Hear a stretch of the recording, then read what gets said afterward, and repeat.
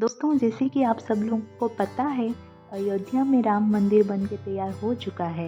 इतना ही नहीं, अभी जनवरी 22 को प्राण प्रतिष्ठा होने ही वाला है। इतना आसान नहीं था यहाँ पे राम मंदिर बनवाना, क्योंकि पहले यहाँ पे बाबरी मस्जिद हुआ करता था। हर एक भारतीय का ये सपना था कि यहाँ पे राम मंदिर बन के तैयार हो जाएगा।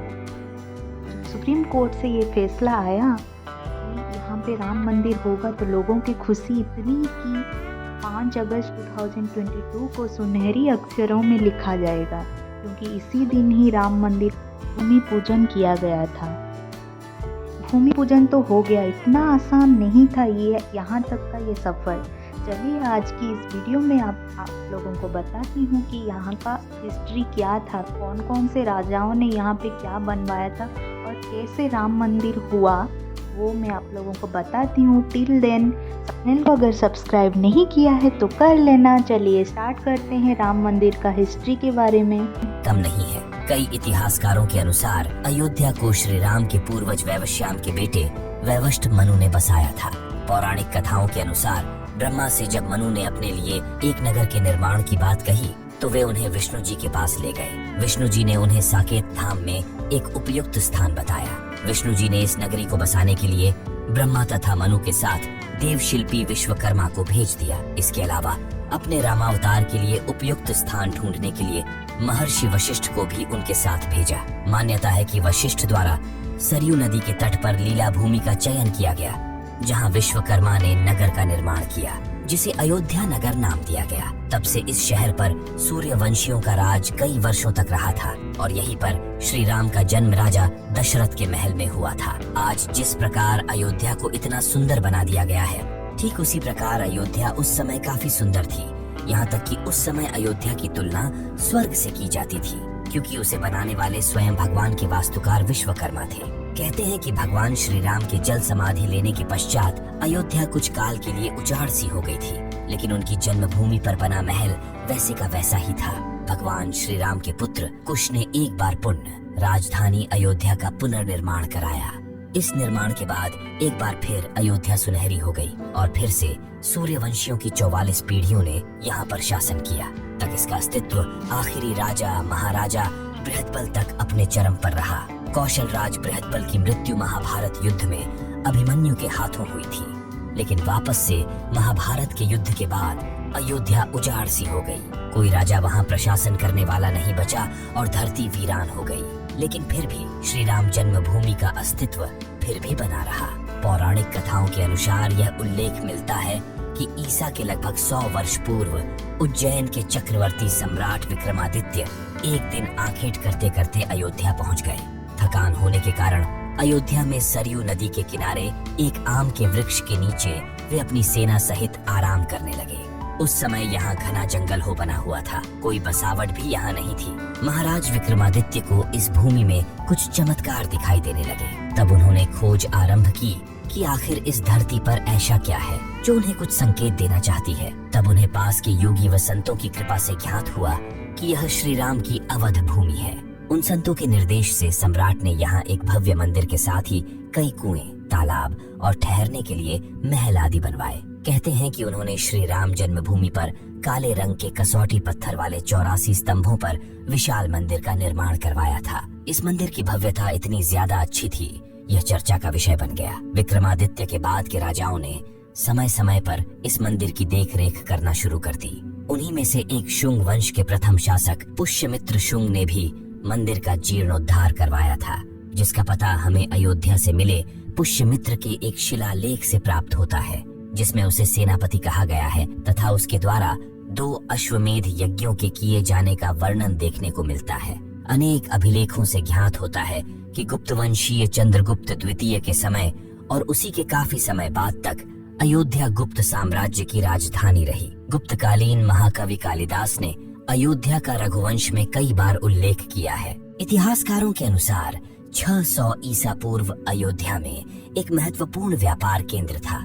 इस स्थान को अंतर्राष्ट्रीय पहचान 5वीं शताब्दी में ईसा पूर्व के दौरान तब मिली, जब यह एक प्रमुख बौद्ध केंद्र के रूप में विकसित हुआ। हर तरफ इसकी चर्चाएं होने लगी। तब इसका नाम साकेत था और धीरे धीरे यहाँ पर कई बड़े बड़े विदेशी लोग आए। फिर ईसा की 11वीं शताब्दी में कन्नौज नरेश जयचंद आया तो उसने मंदिर पर सम्राट विक्रमादित्य के प्रशस्ति शिलालेख को उखाड़कर अपना नाम लिखवा दिया। पानीपत के युद्ध के बाद जयचंद का भी पत्ता साफ हो गया। इसके बाद भारतवर्ष पर कई आक्रांताओं का आक्रमण हुआ। देखते ही देखते ये आक्रमण इतने बढ़ गए कि उन्होंने पूरे भारत पर ही अपना अधिकार कर लिया। आक्रमणकारियों ने काशी, मथुरा के साथ ही अयोध्या में भी लूटपाट की और पुजारियों की हत्या कर मूर्तियां तोड़ने का क्रम जारी रखा। लेकिन 14वीं सदी तक वे अयोध्या में राम मंदिर को तोड़ने में सफल नहीं हो पाए। भारत पर कई आक्रमणों के बाद भी श्री राम की जन्मभूमि पर बना भव्य मंदिर 14वीं शताब्दी तक बचा रहा।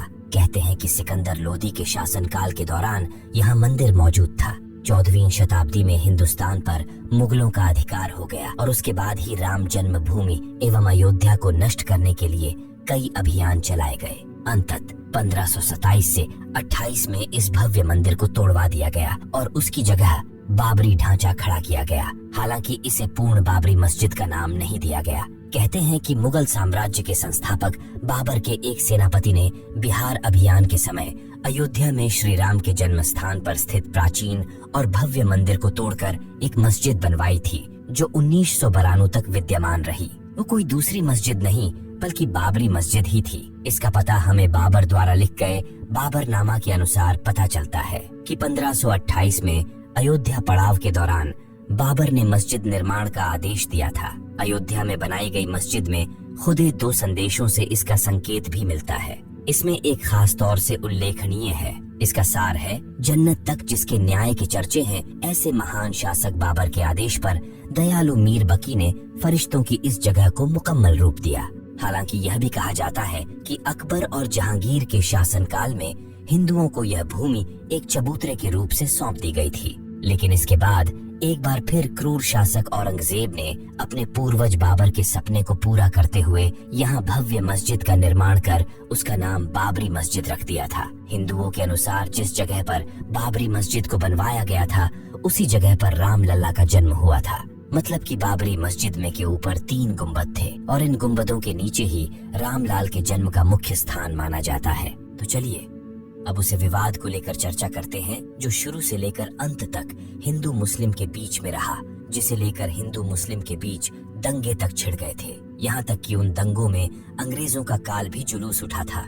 सबसे पहले इसे लेकर लोगों में साल 1853 में दंगा भड़क उठा था, जब भारत पर अंग्रेजों का शासन हुआ करता था, और जिसके 6 सालों बाद 1859 में अंग्रेजी प्रशासन ने विवादित जगह के आसपास बाड़ लगा दी। मुसलमानों को ढांचे के अंदर और हिंदुओं को बाहर चबूतरे पर पूजा करने की इजाजत दी गई। मतलब कि अंग्रेजी सरकार ने अपना फैसला मुसलमान की तरफ झुका दिया। लेकिन अभी भी हिंदुओं की तरफ से आक्रोश नहीं हुआ था। साल 1885 में महंत रघुवर दास द्वारा चबूतरे पर मंदिर बनवाने की अदालत से मांग की, मगर वो भी खारिज हो गई।